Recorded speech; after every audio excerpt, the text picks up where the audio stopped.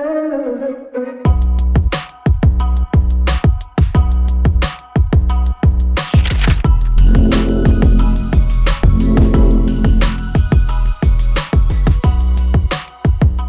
Guys, this is अमन और आज की वीडियो में हम लोग बात करेंगे पाइवट टेबल की, या पिवोट टेबल भी बहुत लोग इसको बोलते हैं। तो आज इस वीडियो में ये जो टेबल हम लोग बनाने वाले हैं, इससे पहले मैं आपको बताना चाहता हूँ हमारे ऑलमोस्ट मेन फंक्शंस कंप्लीट हो गए हैं। वो सारे फंक्शंस आपको ऊपर आई बटन में मिल जाएंगे, तो वो सारे फंक्शंस की वीडियो ज़रूर देखिएगा। और पाइवट टेबल पे अब चलते हैं वापस से। तो पाइवट टेबल जो हमारी बेसिक टेबल है, इसका काम होता है कि हमारी कोई भी डेटा, हमारे पास जो भी डेटा हो उसको परफेक्टली फिल्टर या शॉर्ट करना। मतलब जब आप चाहो तब आप किसी भी इंसान के डेटा को हटा सको, उसके इंसान के किसी भी एक छोटे से एट्रीब्यूट को हटा सको। फॉर एग्जांपल, आपको स्कूल का डेटा दिया है, तो आप चाहते हो कि 10 बच्चों में से एक बच्चे का डेटा ना दिखे, सबका दिखे। या आप चाहते हो सिर्फ पास बच्चों का डेटा दिखे, फेल वालों का ना दिखे। या फिर आप चाहते हो सिर्फ ए ग्रेड वालों का दिखे, या आप चाहते हो ए बी सी वालों का दिखे, डी और फेल वालों का ना दिखे। तो किसी भी टाइप का फिल्टर, इंग्लिश के मार्क्स दिखे, हिंदी के ना दिखे, हिंदी के दिखे, कुछ भी फिल्टर आपको लगाना है, इन सारे फिल्टर्स को यूज करने के लिए हम लोग पाइवट टेबल का यूज करते हैं। ओके, तो यहाँ पे स्क्रीन पे आपको एक और चीज बताता हूँ, स्क्रीन आपको दिख रही होगी। अगर हम लोग डायरेक्ट किसी तरह का फिल्टर लगाएं, जैसे हम चाहते हैं मैरी का डेटा हमें ना दिखे, तो यहाँ तक हमने इससे पहले तक का पूरा सिलेक्ट कर लिया है ये, और डिलीट कर दिया। तो देखिए यहाँ से पूरे डेटा पे असर हो जा रहा है। बट एक ऐसी टेबल हम लोग बनाएं जिसमें कोई भी इंसान का किसी भी डेटा को हटाने पे, कोई एक पर्टिकुलर सेगमेंट भी हटाने पे, कि मैथ्स के मार्क्स हटा दिए, किसी हटा दिए, उससे टेबल पे कोई फर्क ना पड़े ओवरऑल। इसके लिए हम लोग पाइवट टेबल का यूज करते हैं। आपके मेन डेटा में कोई चेंजेस नहीं होगा, सिर्फ जो चेंजेस होगा वो पाइवट टेबल में होगा, वो इसके ऊपर वाली एक लेयर होती है। तो आई होप आपको पाइवट टेबल का कॉन्सेप्ट समझ में आ गया होगा। अब प्रैक्टिकली देख लेते हैं कि इसका कॉन्सेप्ट आखिर में वर्क कैसे करता है।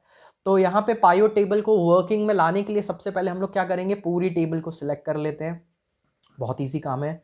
चलेंगे इंसर्ट मेन्यू में। इंसर्ट मेन्यू में आपको दिख रहा होगा पाइवट टेबल यहाँ पे लिखा हुआ, इस पे क्लिक कर देंगे। यहाँ पूछ रहा है कि सिलेक्शन का सोर्स क्या है, आप कहाँ से सिलेक्ट करना चाहते हो। तो कोई और डेटा सोर्स अगर है तो वो आप सिलेक्ट कर सकते हो, वरना हमने करंट सिलेक्शन पे क्लिक किया हुआ है। ओके कर देना, सिंपल सा काम। ओके करते ही हमारे पास एक देख रहा होगा आपको, ये बॉक्स आ जाएगा। अब इस बॉक्स के अंदर हमें बहुत सिंपल सा काम करना है, ड्रैग एंड ड्रॉप का काम करना है, सिंपल सा। तो हम लोग कॉलम और रो दो चीज दे रखी हैं। तो यानी कि अगर आपको डेटा कॉलम वाइज सेट करना है, यानी कि ये जो name, English, Hindi, math, science, ये जो अभी आपको दिखा रहा है ये रो वाइज डेटा है। अगर इसको आपको कॉलम वाइज सेट करना है तो आपको ये सारे डेटा को क्या करना है, नेम को उठा के यहाँ पे, इंग्लिश को उठा के यहाँ पे, हिंदी को उठा के यहाँ पे, ऐसे आपको जो जो सब्जेक्ट्स आपको कॉलम में चाहिए वो आप यहाँ पे रख सकते हैं। साइंस, ये हमने सारे सब्जेक्ट्स कॉलम में डाल लिए। तो कॉलम डालने से क्या होगा, जो अभी आपकी रो वाइज पूरा डेटा सेट है ये आपका कॉलम वाइज आ जाएगा। तो इससे कभी कभी दिक्कत हो जाती है, थोड़ा डेटा कॉम्प्लेक्स हो जाता है। तो हम लोग सीधे इसका प्रैक्टिकल रो में डाल के करेंगे, name, English, Hindi, maths, science. हम लोग ने सिंपल से काम, जैसा हमें डेटा दे रखा है पहले उसी में ट्राई करते हैं, फिर कुछ एक्सपेरिमेंट अलग किया जाएगा। तो अभी क्या करेंगे, रो में हमने सारा डेटा डाल दिया है। अब यहाँ पे ध्यान दीजिएगा कि डेटा फील्ड वो जगह है जहां पे हमें एक पर्टिकुलर टाइप की चीज, कोई भी चीज को कैलकुलेट करना होता है, गिनना होता है। तो यहाँ पे हम लोग क्या करेंगे, यहाँ पे हम लोग कैलकुलेट के लिए टोटल डाल देते हैं और परसेंटेज डाल देते हैं। ओके, तो यहाँ पे ये चीज़ों को हमें क्या करेगा, ये टोटल का भी हमें सम करके दिखाएगा और परसेंटेज भी जो सारे बच्चों के उनका भी सम करके दिखाएगा। तो इसका कोई फिलहाल में यूज़ ऐसा खास है नहीं, पर अभी आगे हम लोग देखेंगे इसको चेंज कैसे कर सकते हैं। फिर पास और फेल वाली चीज़ को मैं ऊपर पेज फील्ड में भेजना चाहता हूँ। ये फिल्टर है जिसके हिसाब से हम फिल्टर लगा सकते हैं पूरी टेबल पे, और ग्रेड, इन दोनों को मैंने फिल्टर में डाल दिया। तो ध्यान से फिर से देखिएगा, यहाँ से ड्रैग एंड ड्रॉप करना है। रो या रो और कॉलम, ये दोनों बस अरेंजमेंट के तरीके हैं और कुछ नहीं। आपको रो वाइज अरेंज करना है या कॉलम वाइज, वो आपके ऊपर है, कोई फर्क नहीं पड़ता है। दोनों में ये प्रॉपर आपको डेटा दिखाएगा, बस थोड़ा सा देखने का नजरिया चेंज हो जाएगा, थोड़ा सा हो सकता है कॉम्प्लेक्स हो जाए आपको समझने में। अब बाकी दो जो ये टेबल है, डेटा फील्ड और पेज फील्ड। डेटा फील्ड में ये होता है कि आप एक पर्टिकुलर टाइप का कोई भी फॉर्मूला किसी भी टाइप के डेटा पे लगा सकते हो। तो ये टोटल जो हमारा पूरा सेगमेंट है उसमें सम करेगा और परसेंटेज में भी सम करेगा। तो आगे देखते हैं इसका क्या यूज हो सकता है, पर फिलहाल इसको यूज करना सीख लेते हैं कि अप्लाई कैसे होगा। और ऊपर जो पेज फील्ड है वहां पे हम लोग फिल्टर लगाते हैं। फिल्टर का मतलब कि पास फेल में हम लोग सीधे ये जान सकते हैं कि सिर्फ पास वाले बच्चों का डेटा हमें दिखाए तो पूरी टेबल पे अप्लाई हो जाएगा, सिर्फ फेल वालों का दिखाए पूरी टेबल पे अप्लाई हो जाएगा। तो करके देख लेते हैं इसको। सिंपल सा काम करना है, ओके बटन पे क्लिक करना है, हमारी टेबल पायोट टेबल बन गई। अब देखिएगा यहाँ name, English, Hindi, math, science और यहाँ पे टोटल और परसेंट पर इनके आगे सम लिख के आ रहा है। तो यहाँ पे ऊपर पास और ग्रेड ये दोनों चीज़ भी दिखा रहा है, इसमें ऑल लिख के आ रहा है। तो अभी एक एक करके देखते हैं। तो हमारा जो ऊपर हमने फिल्टर लगाया था पहले उसको देख लेते हैं। अगर यहाँ फिल्टर पे हम जाएं और यहाँ पास फेल दो ऑप्शन दिख रहे हैं, अगर फेल वाले पे टिक हटा दूँ और ओके कर दूँ तो मुझे पूरी टेबल उस हिसाब से दिखाई देगी जिसमें फेल स्टूडेंट्स हैं। अगर मैं यहीं पर जाके फेल पे हटा के पास पे टिक लगा, पास से हटा के फेल पे टिक लगा के ओके कर दूँ तो अब मुझे वो स्टूडेंट्स दिखा रहे हैं जो फेल हो चुके हैं। अगर दोनों पे मैं टिक लगा दूं तो दोनों दिखाएगा। अगर यहीं पे ग्रेड की बात कर लूँ तो मुझे सिर्फ चाहिए ए ग्रेड के स्टूडेंट, ए ग्रेड, सी और फेल नहीं, ए ग्रेड, तो ए ग्रेड आ गया, ठीक है। और अगर मुझे सारे फिल्टर्स लगाने हैं तो मैं दोनों फिल्टर्स को एक साथ लगा सकता हूं। तो मुझे सारे स्टूडेंट्स जो पास हुए हैं उनका डेटा चाहिए। अब इनमें से भी मुझे सिर्फ उसका डेटा चाहिए जिसका ए नहीं आया था और ना फेल आया था, जो सी आया था जिसका। ओके किया तो इन दोनों का सी आया था। तो देखिए एक साथ दोनों डेटा हमारे पे अप्लाई होगा। अगर मैं इसको फेल पे टिक लगा दूं और पास से हटा दूं तो हटाऊंगा तो देखिए पूरी टेबल खाली होगी, क्योंकि कोई एक भी बच्चा नहीं है जो फेल हुआ हो और सी ग्रेड भी पाया हो। तो आई होप आपको समझ में आ गया होगा। तो सब पे टिक लगा देते हैं। तो फिल्टर वाला जो ऊपर का पोर्शन है वो ऐसे काम करता है। तो यहाँ पे सारा डेटा वापस ले आते हैं। ओके, अब यहाँ नीचे आ जाइए आप। तो नीचे आपको एक चीज़ दिख रही होगी, यहाँ नेम, इंग्लिश, हिंदी। अब यहाँ से भी आप चाहो तो डेटा को फिल्टर कर सकते हो और यहाँ पे शॉर्ट करने का भी फीचर मैंने बताया था, शॉर्टिंग भी हो सकती है, फिल्टर और शॉर्टिंग दोनों। अब हम चाहते हैं नाम जो है आपका असेंडिंग ऑर्डर में आए, यहाँ पे क्लिक कर दो, असेंडिंग ऑर्डर में आ जाएगा। यहाँ क्लिक कर दो, डिसेंडिंग ऑर्डर में आ जाएगा। और इसके साथ बाकी चीज़ें भी आपकी सेट हो जाएंगी, पूरी टेबल आपकी उसी हिसाब से सेट हो जाएगी। अगर यहीं पे हम लोग चाहते हैं कि पैरी, मैरी और लैरी का, इन तीन का डेटा गायब हो जाए, बाकी सबका हमें दिखे, ओके कर दीजिए, सिर्फ इन दोनों का दिखेगा, बाकी सबका गायब हो गया। इनका वापस लाना है, टिक लगा दीजिए, डेटा वापस आ जाएगा। तो ये हमारा रो सेगमेंट हो गया। जैसे हमारी मेन टेबल थी वैसे ये भी सेट हुई है, name, English, Hindi, math, science. पहले भी ऐसे ही था। अगर कॉलम में कर देते तो नेम के नीचे यहाँ पे इंग्लिश, हिंदी, मैथ, साइंस ऐसे आता और उनके मार्क्स साइड में दिखा रहे होते नीचे की जगह। अब यहाँ पे हम लोग ध्यान से देखिएगा, यहाँ टोटल और परसेंटेज का जो बॉक्स है यहाँ पे हमें ये सारे जितने बच्चे उन सबका टोटल यहाँ करके दे रहा है। इसका कोई सेंस नहीं बन रहा है। आपके 100 बच्चों की क्लास है, उन सबका टोटल करके आप करोगे क्या? मतलब 100 बच्चे हैं, वो किसी का 10 आ रहा है, 50 आ रहा है, उनसे आपका मान लो कुछ नहीं तो 5000 टोटल मार्क्स आ गए। अब उन 5000 की कोई मतलब थोड़ी नहीं है, उससे कोई सेंस नहीं बन रहा है। और वहीं पे सम जो हमने परसेंटेज में लगा रखा है तो सबका परसेंटेज भी ऐड कर रहा है, तो इसका भी कोई सेंस नहीं बन रहा है। तो इसको सेंस बनाने के लिए हम लोग क्या कर सकते हैं, कुछ सेंसिबल करते हैं। तो चलते हैं डेटा में।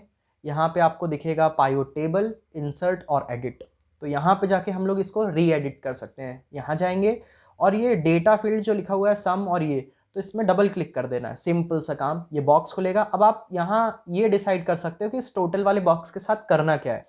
तो क्या हम सम करना चाहते हैं, न काउंट करना चाहते हैं कितने टोटल, मतलब कितने लोगों के मार्क्स थे, कर सकते हैं, इसका सेंस बन सकता है। चलिए हम निकालना चाहते हैं कि सारे टोटल में से सबसे हाईएस्ट मार्क्स जो थे वो कितने थे, ठीक है। तो इसमें मैक्स ले लेते हैं और यहाँ पे परसेंटेज में हम लोग मिनिमम देख लेते हैं कि सब सारे परसेंटेजेस जिन बच्चों के निकले उनमें से सबसे मिनिमम परसेंट किसका था। ओके कर देते हैं। तो देखिए यहाँ मैक्स और मिन लिख के आ गया। बस ओके पे क्लिक करना है और यहाँ पे देखिए हमें पहले टोटल दिखा रहा था, अब यहाँ पे आ गया है हमारा कि इन सब परसेंटेजेस में से, इन सब टोटल में से हमारा मैक्सिमम मार्क्स क्या है और इन सारे परसेंटेजेस में से मिनिमम परसेंटेज क्या है। तो आई होप आपको समझ में आ गया पायोट टेबल का काम क्या है। और इसके आगे पायोट टेबल के साथ ही जुड़ी हुई एक और चीज है, पायोट चार्ट। तो पायोट चार्ट भी देख लेते हैं क्या होता है। तो चार्ट और टेबल में कोई ज़्यादा अंतर नहीं है। टेबल जो है आपकी ऐसे लिखे हुए फॉर्म में होती है 2D फॉर्म में, बट इसी को ग्राफिकली रिप्रेजेंट करने को चार्ट कहा जाता है। तो पायोट टेबल से बना सकते हैं हम लोग पायोट चार्ट, और नॉर्मल टेबल से भी चार्ट बन सकता है। पर दोनों में अंतर क्या है, जैसे इसमें हम लोग इतने फिल्टर लगा सकते हैं वैसे इससे बनने वाले चार्ट में भी हम फिल्टर लगा सकते हैं। पर नॉर्मल डेटा अगर होगा, नॉर्मल टेबल और उससे बनाए गए चार्ट में कोई फिल्टर नहीं काम करेगा। इसको अभी हम लोग थोड़ी देर में दोनों को कंपेयर करके देखते हैं। तो यहाँ पे हम लोग ने क्या किया, इस टेबल पे हमने क्लिक किया हुआ है, इंसर्ट में जाएंगे, चार्ट में जाएंगे, चार्ट में चले गए। अब यहाँ पे हमें पूछ रहा है किस टाइप का हमें चार्ट चाहिए। तो हम लोग बहुत सिंपल सा काम करेंगे, कोई भी कंपेयर करने के लिए चीज़ को हम लोग बार चार्ट या कॉलम चार्ट का यूज़ करते हैं। तो हमें बच्चों के मार्क्स कंपेयर करने हैं, तो इसके लिए बार चार्ट या कॉलम चार्ट का इस्तेमाल कर सकते हैं। पाई चार्ट का और एरिया चार्ट का इस्तेमाल वहाँ पे किया जाता है जब हमें पर्टिकुलर रेशियो के बारे में बात करना हो कि किसका कितना रेशियो है, किसका कितना नहीं है रेशियो, उसके बारे में बात करते हैं तो इन दोनों का यूज़ करते हैं। लाइन का, एक्स वाई का और बबल का, इन सब का इस्तेमाल आपने देखा होगा अक्सर जहाँ पर रेट की बात हो रही है। अभी इतना पॉइंट था, फिर इतना बढ़ा, इतना घटा। ये एक्चुअली में रेट क्या होता है वो समझ लीजिए। जैसे स्पीड, कभी आप बाइक से जा रहे थे 10 किलोमीटर पर आ रहे, फिर कभी 20 हुई, कभी 50 हुई, कभी 60 हुई और कभी 40, ऊपर नीचे होते होते कोई ना कोई जो रेट चेंज हो रहा है उसको हम लाइन, एक्स वाई या बबल बहुत आराम से दिखा सकते हैं। और बाकी आपको नेट वाला ऑप्शन ये कभी और प्रैक्टिकल में देखेंगे, थोड़ा लंबा है समझाने के लिए। स्टॉक और कॉलम लाइन, स्टॉक वाला आप जानते होंगे, स्टॉक वाला होता है स्टॉक मार्केट में यूज होता है, और कॉलम लाइन कुछ नहीं, कॉलम वाले चार्ट का और लाइन चार्ट का मिक्सचर है। इसमें आपको लाइन और कॉलम दोनों देखने को मिलेंगी। तो फिलहाल हमें कंपेयर करना है तो कॉलम चार्ट में चलते हैं।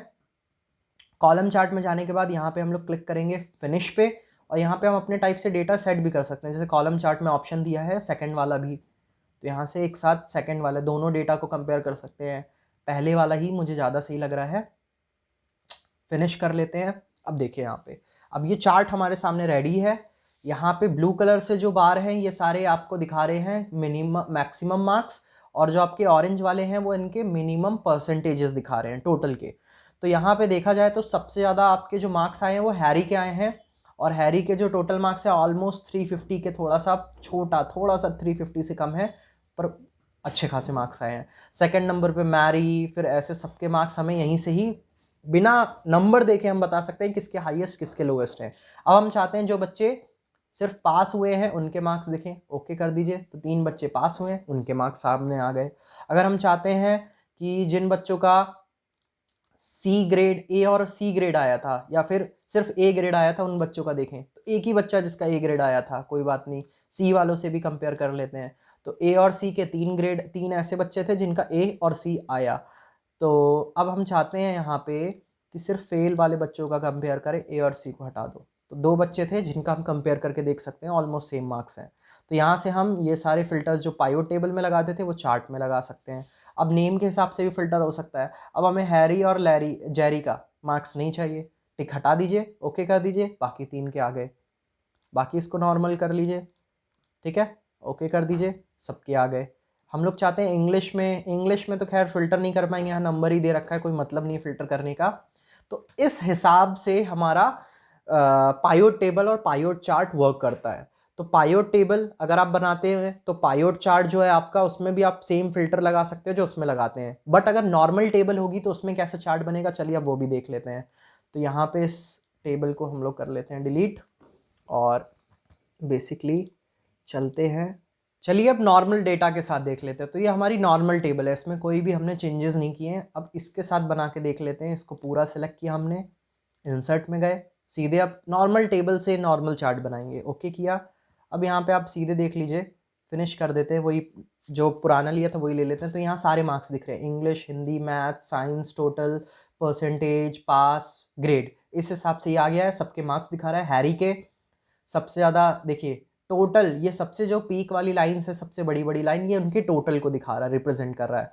अब इसके बाद हमारे पास जो इंग्लिश है वो ब्लू कलर से लाइन दिखा रहा है, हिंदी के लिए ऑरेंज, मैथ्स के लिए येलो। तो ऐसे हमारे सारे जो एट्रीब्यूट्स थे वो सारे यहाँ रिप्रेजेंट भी हो रहे हैं, और कितने मार्क्स में से आए हैं वो भी हमें दिखा रहा है। तो पर इसमें आपको कहीं पे फिल्टर करने का ऑप्शन नहीं दिखेगा। जैसी आपकी टेबल है उसमें कोई चेंजेस नहीं हो सकते, इसमें भी नहीं हो सकते। डायरेक्ट उसमें से कुछ डिलीट करेंगे, चार्ट में से भी डिलीट हो जाएगा। फिल्टरिंग का ऑप्शन नहीं दे रखा है। तो ये डिफरेंस है बेसिक टेबल और पायोट टेबल में, और बेसिक चार्ट और पायोट चार्ट में। तो आई होप आपको आज की क्लास समझ में आई होगी। इसको डेफिनेटली ट्राई करिएगा, क्योंकि इससे बहुत अच्छे से हम लोग डेटा को फिल्टर और शॉर्ट कर सकते हैं, मतलब बहुत बड़े डेटा को अपने हिसाब से मैनिपुलेशन कर सकते हैं। तो काफ़ी टाइम बचता है, काफ़ी एनर्जी बचती है।